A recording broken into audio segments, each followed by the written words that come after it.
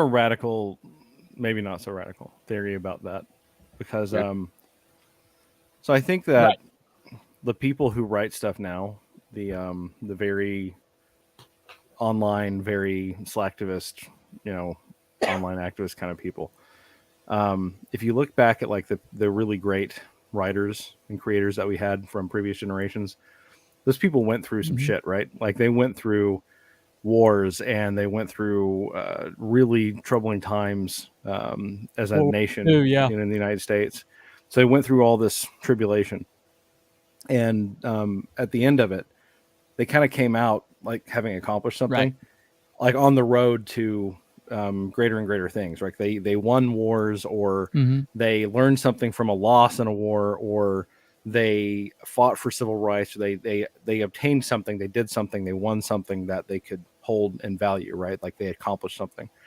So by the 2000s, we pretty much had done everything, right? There were no more civil rights to fight for. There was no more.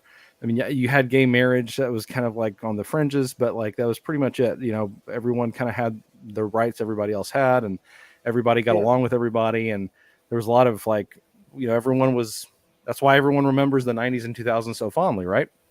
So you have these people who are coming up and they're trying to get into creativity, but they bring indoctrinated by their educational institutions to reject all the people from history and all the things that we accomplished in history.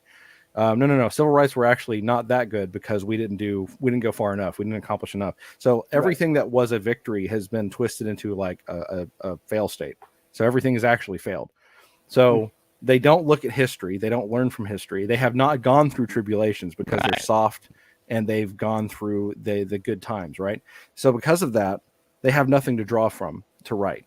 So you have like all these people who have nothing to inspire them to create something other than their own identity, because with the invention of social media, everyone becoming more and more and more and more and more narcissistic, and everyone becoming more and more and more ADHD, like it's all me. So that's why you have this identity politics push, because I'm a lesbian, I'm a black gay man, I'm a whatever.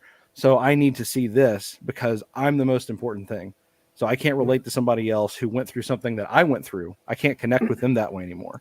So it's like polluted our creative pool. And that's why everything is shit now, because like no one can actually draw from like the really rough times that they went through. Like that's all gone now. So thanks for coming to my TED Talk.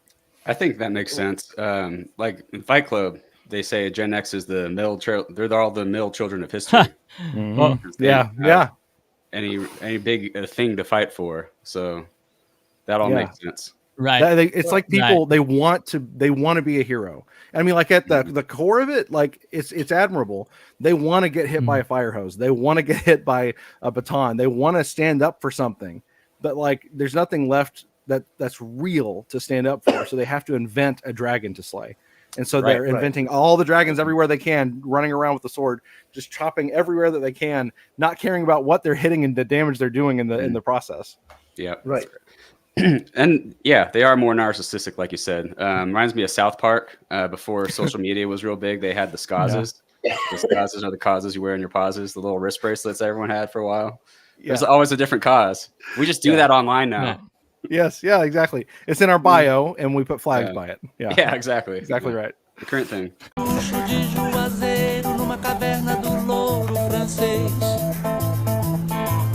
Velho transformou o mito das raças tristes em minotauros. Júnior Cigano, em José Aldo, Lioto Machida. Bossa nova é foda.